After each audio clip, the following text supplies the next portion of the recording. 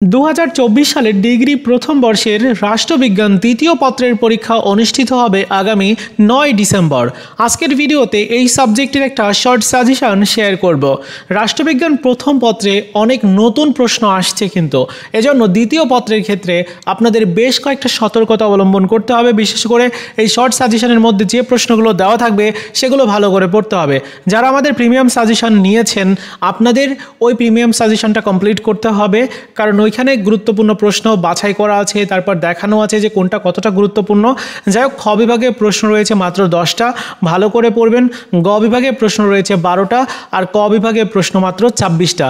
এই পুরো সাজেশনটা কমপ্লিট করলে অবশ্যই এখান থেকে কমন পাবেন আপনি, কারণ এখানে গুরুত্বপূর্ণ প্রশ্ন রয়েছে। তো পুরো সাজেশনটা ডাউনলোড করার লিঙ্ক আমি এই ভিডিওর প্রথম কমেন্টসে দিয়ে রেখেছি, আপনারা একটা ক্লিক করে ডাউনলোড করে নেন প্রত্যেকেই। এই ছিল রাষ্ট্রবিজ্ঞান দ্বিতীয় পত্রের শর্ট সাজেশনটি। ভিডিওটি যারা দেখেছেন আপনারা একটু বন্ধুদের সাথে শেয়ার করে দেন এবং সাজেশনটা শেয়ার করে দেন, যেন আপনার বন্ধুরাও উপকৃত হতে পারে।